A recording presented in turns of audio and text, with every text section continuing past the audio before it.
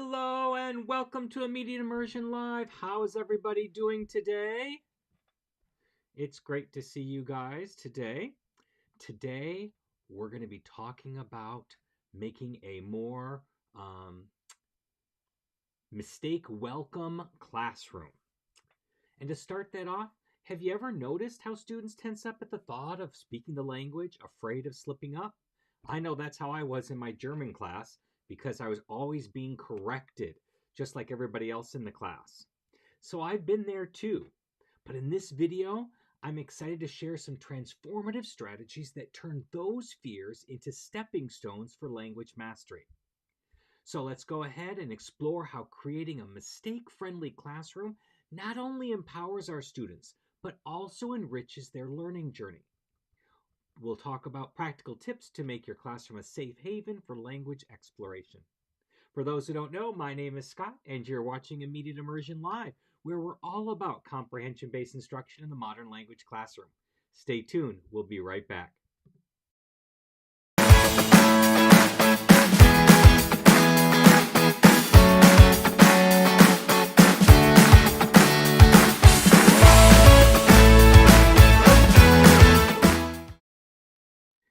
And we're back. So the 5 topics I want to talk about today are building trust, culture of mistakes, inclusive content, student-centered, and feedback and support. So let's go ahead and get started with building trust through empathy and respect. So a couple of things that you can do. One of the things is active listening sessions. So you can allocate time for one-on-one sessions where students can talk about their experiences and challenges in learning the language, and then actively listen and validate their feelings. This can be very powerful because when we have these active listening sessions where students can voice their experiences and their challenges, it makes us more of a community, and it makes them realize that they're not the only ones who make mistakes, have fears, have experiences, and have challenges. That it's something that we all experience, including us as the teacher. None of us are perfect. Even if we're native speakers, we make mistakes in our own language. So we have to show that to kids so that they know that mistakes are okay. And that's how we learn. We learn through these mistakes. We don't learn by speaking perfectly every time. We have to go through these phases of mistakes in order to learn. It's part of language acquisition, the natural way that we learn languages. I always use this example, but in English, we oversimplify the past tense when we're learning to speak English. We learn, our brains subconsciously learn because nobody tells us. We don't go to our kids and tell them, okay, now take that present tense verb and add ed to it to make it mean past tense. Kids pick this up subconsciously, naturally, and then they oversimplify it. They apply it to every single verb. But we know we have irregular verbs. So we know we don't have goed or singed. We go went and sang. But the way that kids learn from this is they make these mistakes, they hear people say them differently, and then the brain subconsciously again acquires the new forms. So we have to make these mistakes. Even knowing if I were a parent and I know that that this phase is going to happen, I can't preempt it by instruction. It's going to happen no matter what. In Spanish, native speakers have told me it happens with the O adding to the verb to make it mean I. That they will say things like tieno, which we know is not correct. It's supposed to be tengo. But we will chastise our students for making that same mistake, but they need to make that mistake to get to the other side.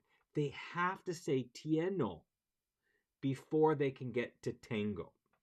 So, by having these active listening sessions and using them for students to talk about their experiences, their challenges, and you as the teacher talk about your experiences and challenges. Talk about things that you have trouble with. I know for me in Spanish and French, it's the subjunctive because we don't use it the exact same way as in English, and subjunctive is a dying breed in English. So I have to consciously think of when I'm using the subjunctive so I can use it correctly. It's not something that comes naturally. I haven't heard it enough to be able to acquire it subconsciously. So voicing your own experiences and your own challenges helps build that trust with your students so that they know that they aren't alone. Another thing that you can do are cultural connection projects. Have students share something about their culture or their background in the target language, fostering a classroom environment that values and respects diversity. I don't know about you, but in my classrooms, I have got people from all different backgrounds. I have kids from different countries. I have kids from different religions. I have kids from different socioeconomic backgrounds.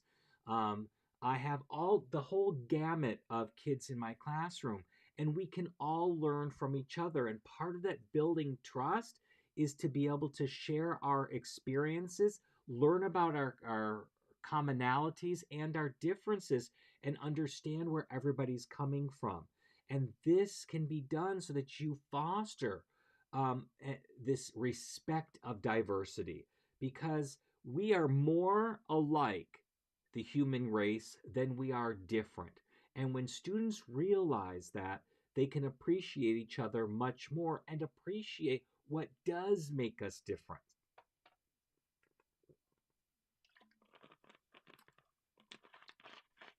So, having these things, have students share out or create graphics like a poster that expresses their experiences, their backgrounds, their culture, so that we can have like a showcase of all the things that make us up as a classroom family.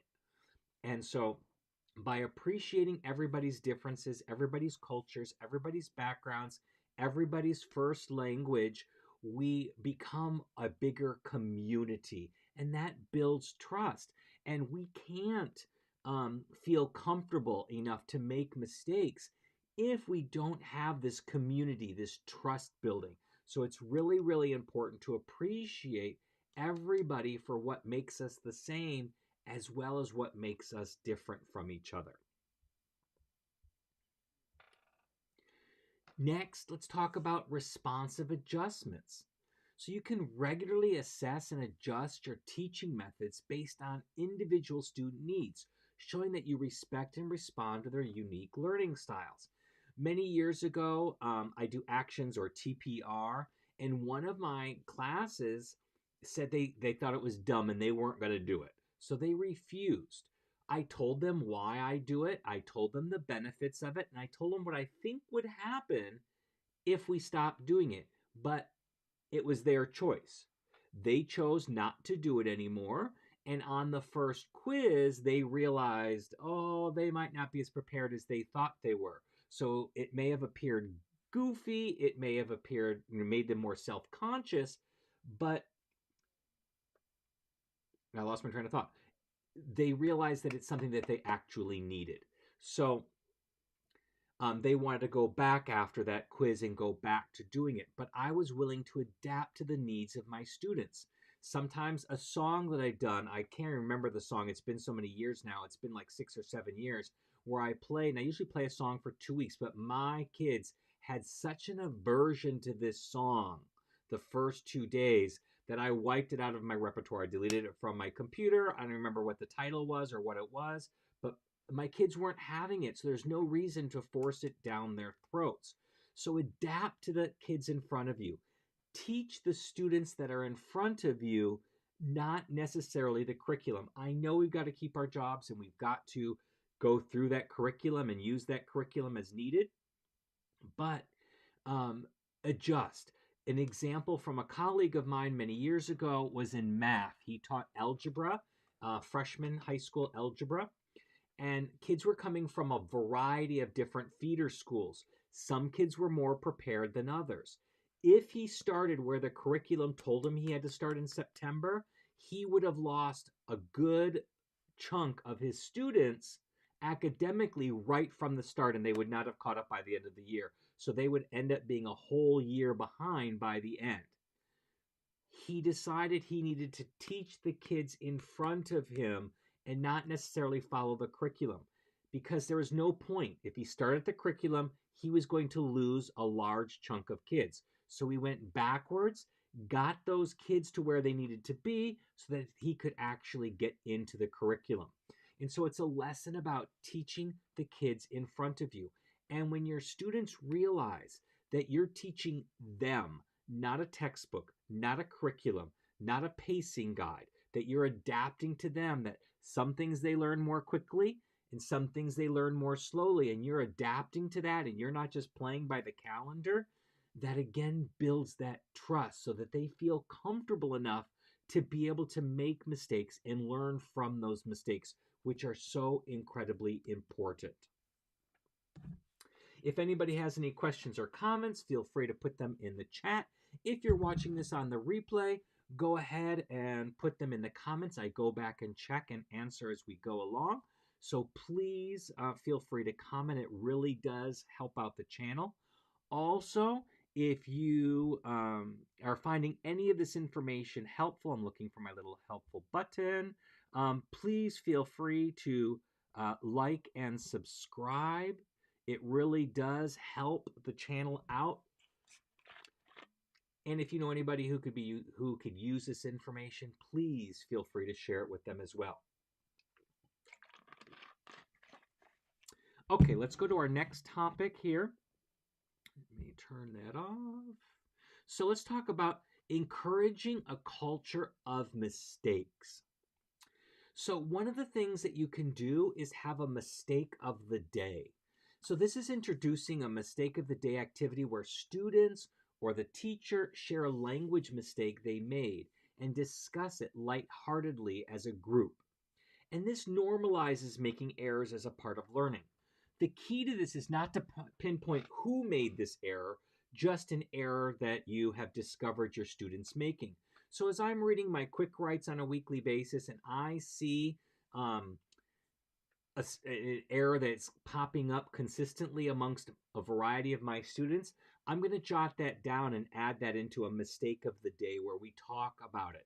A common one is the verb gustar in Spanish, which means to be pleasing to, but we use it for the verb to like in English, and that causes problems. It's the same situation with, in German, the verb gefallen, and in French, the verb plaisir. German can get around it because they can just add gern to a sentence, and that means gladly, so it kind of gives the impression of like. And French can use the verb aimer, which means like, and avoid the whole situation. But it's not so easy for Spanish. So a lot of kids will make the error, and they will conjugate the verb as if they are the subject. And it's not that way because the verb actually means it is pleasing to me. So I will talk about this, and I talk about it in kind of a backwards way, no pun intended.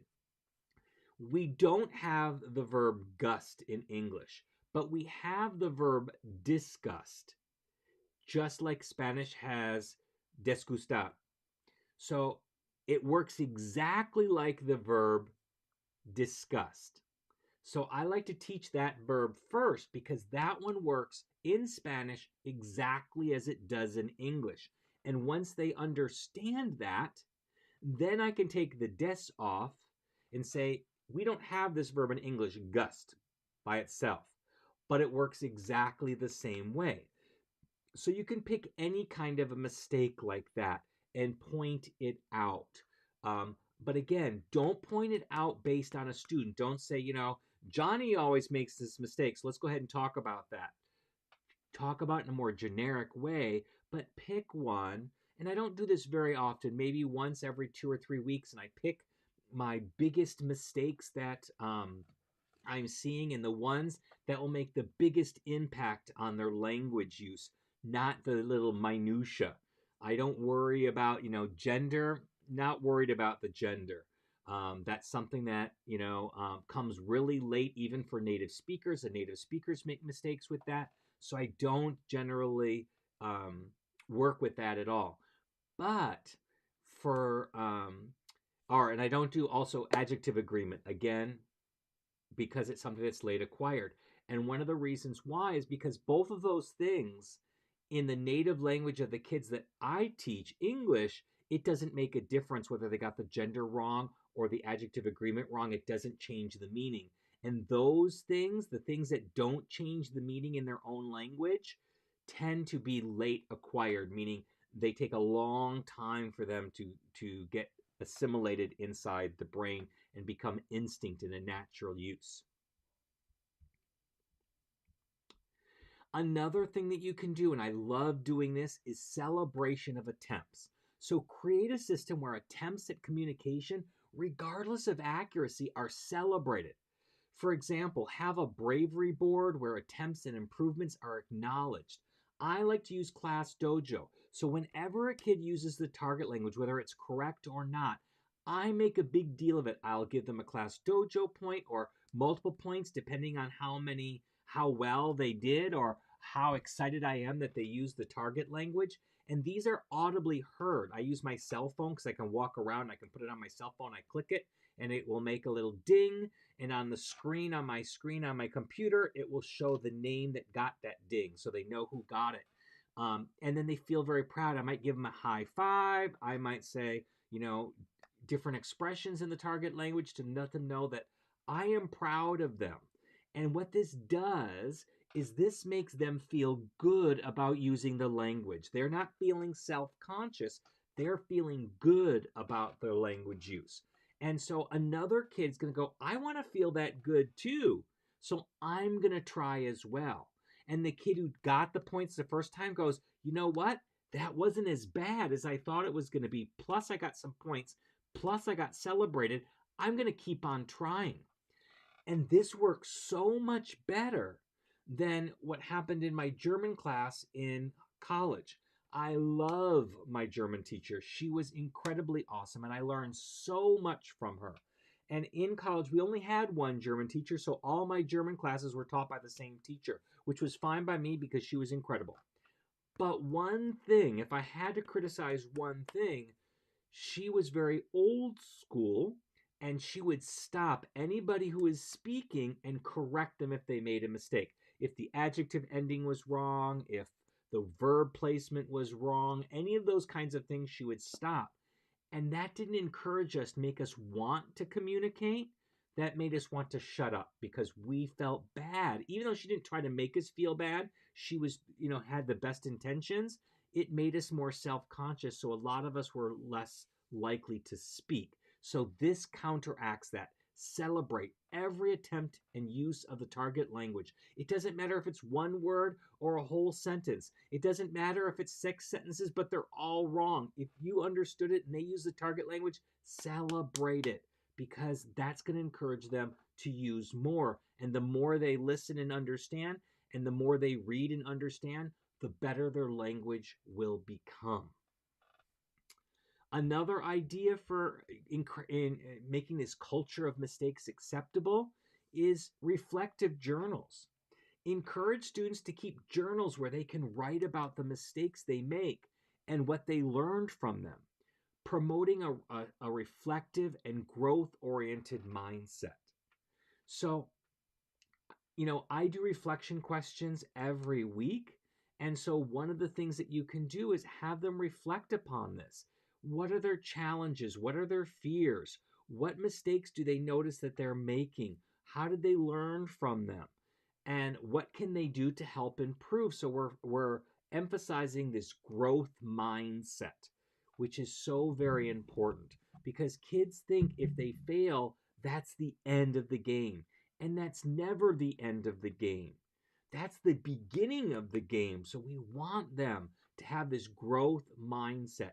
They have to start somewhere and they have to keep trying. But unfortunately, at least in American schools, multiple failures over multiple years tends to make kids tune out of school. And these become our difficult, most challenging students. And if they can, they end up dropping out before they graduate, or at the very least, then don't continue to higher education and that limits their potential. So teach them that mistakes are okay, and this is a point from which we need to grow. Just like in sports, when they don't do well in a game and they lose a game, the coach doesn't say, okay, that's it, we're done with the season. They look at the mistakes that they made and look at how they can grow from them, how they can learn from them. And school and language acquisition is no different. Okay, let's go ahead on to the next topic, and that is inclusive content. So we want to make an inclusive curriculum design. Like we talked about earlier, like acknowledging everybody's cultural differences, religious differences, personality differences, because that makes us a greater and richer community. So when we're doing our curriculum, select teaching materials that represent a diverse array of cultures and experiences, ensuring that content resonates with the diverse backgrounds of your students. So, if you're a French teacher, there's a large Muslim population in France because of the colonies France has in northern Africa. So, talk about that. Bring the Muslim culture in. Talk about those things. I know I didn't even realize, I lived it firsthand in Paris, that there is such a conflict between the French and the Muslim people. And I might have seen something very isolated, but it seemed that it was more ingrained than isolated. But I was watching this, just walking down, through Paris. I don't even know where I was exactly. And I was with a friend, and we saw this Muslim woman who she was very traditional. So I don't even know if it's called a hijab. I don't know the difference between the different headdresses. Sorry, forgive me for my ignorance. But it's the one where just the eyes showed. She was all in black, and only her eyes showed. Everything else was covered all the way down to her wrists and down to her ankles. And I didn't know that that was illegal in France. It's illegal in a lot of European countries because they can't see your face. Not the headdress is okay as long as you can see the face, but because this one only showed the eyes, you couldn't see the face. So she was being harassed by people in the public. People were yelling at her, screaming things at her, throwing things at her. So this is something that you can discuss and talk about in your classroom.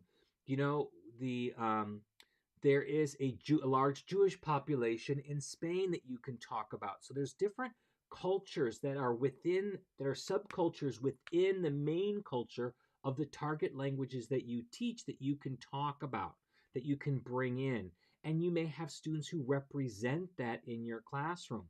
Another friend of mine, he is half American. I don't even know how to say this. Yeah, half American, half, is it Cameroonian? I don't know. His father's from Cameroon in Africa, so he's got black, for lack of a better term, in him. And he's grown up in France his entire life. So he speaks French and he speaks English. French is his first language, even though his mom is American. She lived in France with her husband from Cameroon for most of his life.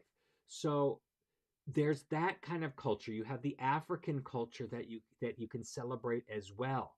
And then he adopted the culture of Breton. I only know the word in French, Breton. I don't know what the word is in English. They're in the northern part of France and they speak a different language. They speak Breton. And it's a very different language. It's not really French and it's not really English. I don't know how to compare it, but it's a really interesting language, and he has immersed himself in that particular culture. So you have that culture as well. Spain, you have the Basque culture in there. When you go to Latin America, you have the indigenous cultures plus the mainstream cultures. All of these things that you can talk about and bring into your classroom. And then the kids will appreciate that, especially if they are part of those subcultures. And they can see how their people, their religions play a part in those countries as well. Another great idea is to have guest speakers in cultural events. Invite speakers from different cultural backgrounds or organize events that celebrate different cultures, providing students with a broader perspective. Use the parents and family members of kids in your classroom who can talk about these different cultural backgrounds. I had a student a few years ago. We always read um, La Vida y Muerte en la Mara Salvatrucha, Life and Death in the MS-13 Gang. And we talk about the history of that from the El Salvadorian Civil War in the 80s, which is how the MS-13 gang started here in the United States and then spread. Well, one of my students who is El Salvadorian, his father was one of those kids who escaped during the 80s El Salvador. So his father came in and talked to us about that. And it brought us closer together. And it also brought us into the undocumented immigrants that come in here. And they're not just trying to take advantage of our American ways and how hard it was to come into this country, but his family didn't have a choice. They were fleeing from war. They were more like refugees. So a lot of this stuff we talked about, you can bring this in. So use your community, even if they're not actually your students. If you know that another teacher has this particular student who represents this particular culture, and it might be something that you want to incorporate into your classroom, see if you can make contact with that parent and see if they can come in and talk about it. Or even the student. Some students want to talk about who they are and what makes them them. So that makes it really, really interesting. As a Spanish teacher, I'll have native speakers come up and talk about their experiences here in America. Some were born and raised here in America. Some came over here in America. But having them talk about that to the quote unquote, I don't know how to say this, the quote unquote white kids. I don't want to, you know what I'm trying to say. I don't have a way to differentiate. But they give them a different experience level of what it is to be Hispanic here in America and gives them a different perspective. And that helps build that inclusive content. Because if you don't have this inclusive content, you're not going to have the trust. And kids are not going to be willing to make the mistakes and learn from them. They're going to be very silent, and that's something that we don't want. You can also do some comparative cultural studies. So incorporate lessons that compare and contrast cultural elements from the students' cultures with those of the target language, fostering the appreciation for diversity. So compare and contrast. So you can compare and contrast Halloween, which is not the same thing as Day of the Dead. Or you can, I know in Germany, Halloween has kind of gotten a small foothold, but how is it celebrated differently than it is in America? How is that different? What are the same? Christmas. Christmas is celebrated differently in the countries that celebrate it. So how is it different? Like in Spain, they get the presents on January 6th. They don't get them on Christmas. They don't put out stockings for presents. They put out shoes and straw. So there's different things. You can compare and contrast these different things so kids get a better understanding and become a little bit more immersive and appreciative of, again, the similarities and the differences of these different cultural experiences. Another one I like to talk about when it comes to cultural studies is food, because food is such a personal thing, and we have such a knee-jerk reaction when it comes to food. Things that we like or things that we don't like or find disgusting. So I know, we talk about in Mexico that they eat crickets and grasshoppers, and in Latin America they have, in Colombia they do fried ants. In Peru they have something called frog juice. In Peru and Ecuador they eat guinea pig. So these are unusual foods for Americans, and so their first gut reaction is, ew, gross, not for me. But I try to teach them, saying, it may not be for you, but by saying it that way, you're a little bit offending the person you're talking to. So instead saying, oh, that's interesting, no thank you for me, if that's the way you want to go. But one time I bought the flavored crickets from Amazon, and a lot of my kids tried them and enjoyed them. And so we had one whose nickname became Cricket because she liked them so much, and she wanted to keep eating more, and she wanted me to keep ordering more. So we talk about that. But then I talk about the comparative, that most Asians think that cheese is disgusting because it's a mold. It's not, that type of a thing. Or that Hindus shun against us eating beef. So everybody's different. And it doesn't make it that they're wrong or that we're right, but we just need to understand our differences and understand our limitations when it comes to that. Again, if anybody has any questions or comments, please put them in the comments below. And if you are watching this on the replay, put hashtag replay in the comments to let me know that you're watching it on the replay. I know I get a lot more of the views afterwards. And also, if you are watching on the replay, is there a better day and time that works for you to watch live? Because if that does, I'm willing to change that. But if you want to, let me know what time would work and day work for you. Let me know also in the comments. Okay, let's go on to student-centered learning approaches. So by incorporating interest-based topics that interest your students into the curriculum, this can be is really effective. And you can do this through surveys or informal conversations, lots of different ways. So what I like to start with at the beginning of the year are different depending on the level. So my level ones, I put in there what their favorite activity is. For level twos, their biggest fear. So these kind of things can help me learn about them. But surveys are a great way. Now, I used to do surveys and I did them on paper back in the day, and they never really worked for me because I never remembered the information.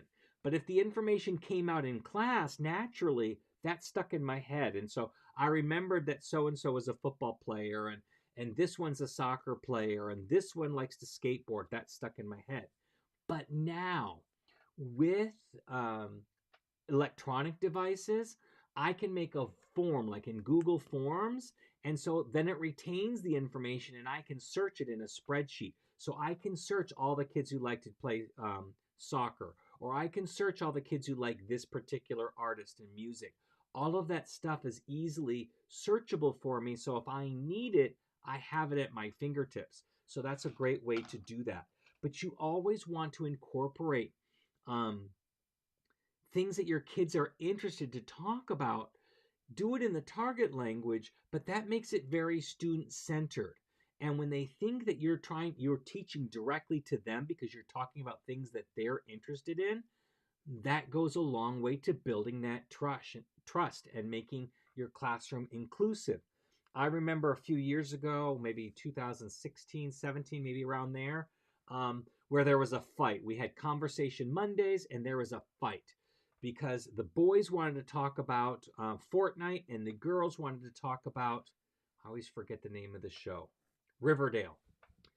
And so what we compromised on is we alternated every other Monday. One Monday was Fortnite, the other Monday was Riverdale. Neither one was interesting to me. And I knew nothing about either one of them. I just asked the questions and then I got the answers and we went from there. But it was very effective because it was interest-based. Even the girls would participate in the Fortnite, usually against it, but at least they were participating because they knew next week it would be their turn talking about Riverdale. So it's a really powerful technique to build that trust and make that inclusive classroom. Student-led discussions are another idea. Let the students take the lead in discussions or projects, giving them the opportunity to explore areas of the language that interest them most. So all different kinds of things. Have them do a Q&A session about something. Or maybe you have all your skateboard kids. You have them form a group, and then they can go ahead and lead a discussion on skateboarding and talk about that. You can give them the words as they need them because they're going to be very specialized words. And what the beauty of that is, I don't know those specialized words in skateboarding. So I can use it as a teaching moment, and I teach them how, number one, to circumlocute around the words. But then we can also show them how to use a dictionary because our kids don't know how to use dictionaries. They'll look up the word, they'll find the first translation there, and that's what they'll use, which works for some of the words, but there are words like run or date where the first translation may not actually be the accurate translation the kids are using. So I will look up, usually my favorite dictionary for Spanish and French is wordreference.com. I'll look up the word live. They can see it on the screen. I'll show them how I read all the examples, looking for the right one that I want, not just the first one in there. So it's a great learning environment. And then everybody gets to learn some new vocabulary. And then the next week could be a different topic. It could be the soccer kids or the reading kids who want to talk about their favorite book or Harry Potter or something like that. All of those things are great for student-led discussions, and these all allow for everybody to build that community, build that trust, make the classroom inclusive, and by doing it in the target language, you're not losing class time. A third idea are choice boards.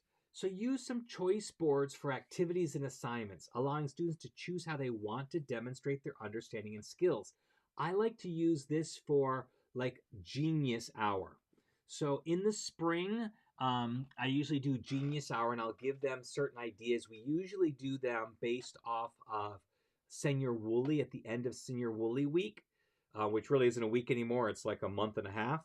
But at the end of that time, I'll dedicate Fridays, 4 Fridays in a row, for kids to choose from these options, and then they get to work on them. Now, they're okay to work outside of class, but they don't have to because I'm giving them time in class every Friday for a month to work on these Genius Hour project. But they got to choose from obviously a selection that I came up with, so that they can show what they want to show about the language or the acquisition or whatever you're working on. But they get to choose what they do, so they're more invested in it. And again, that goes into building trust.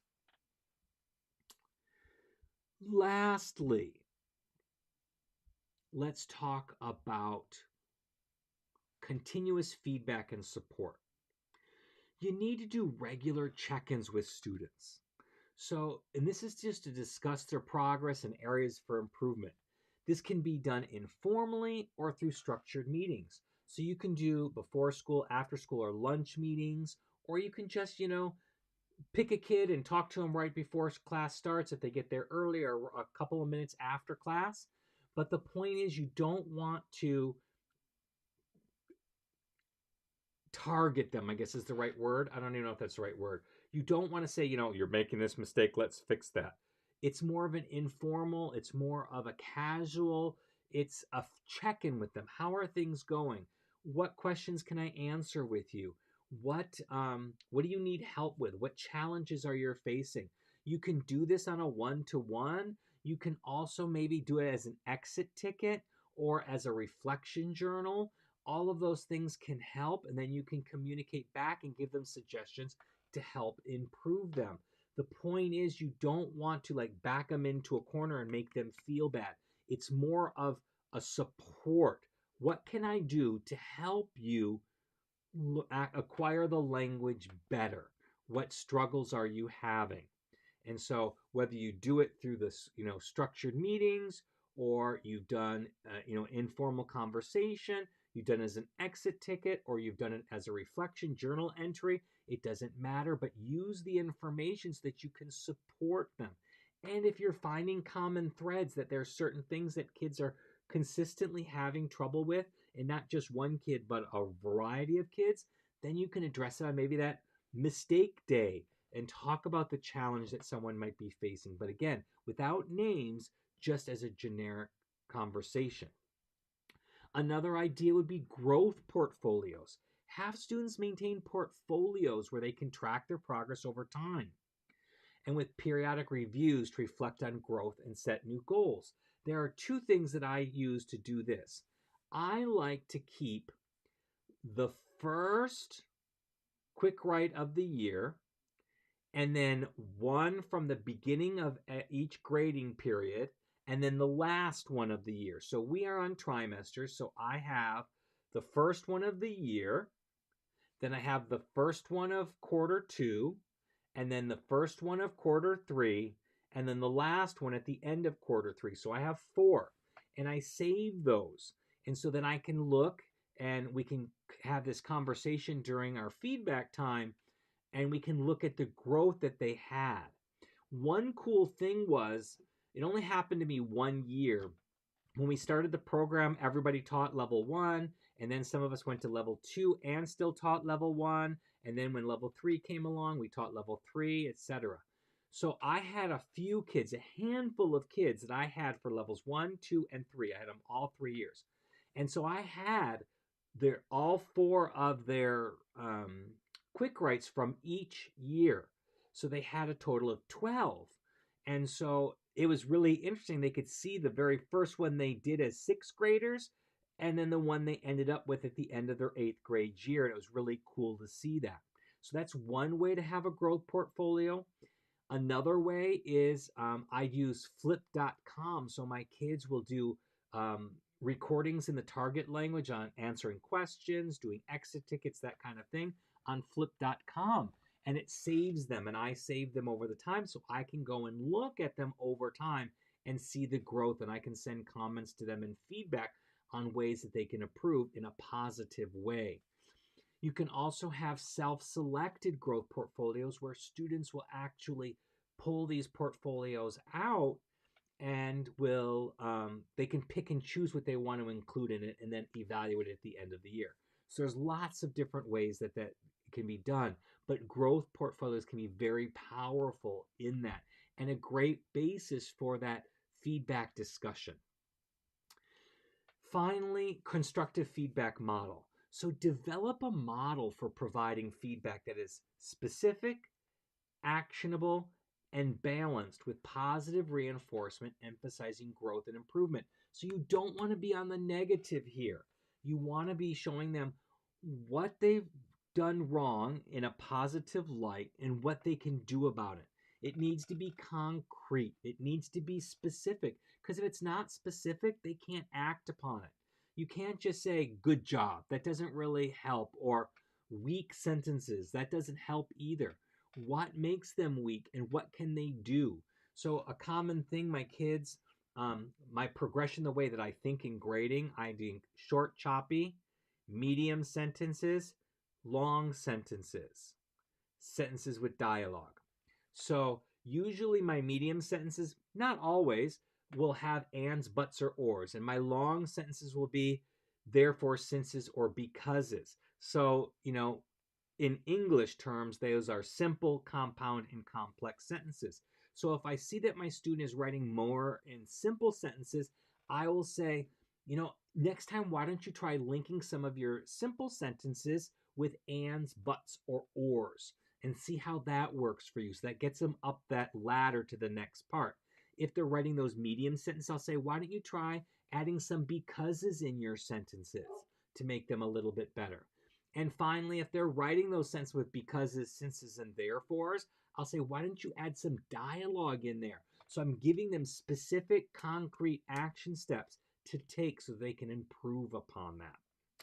So those are my ideas to make a more inclusive, trust-building community where mistakes are a path to learning rather than something to avoid completely.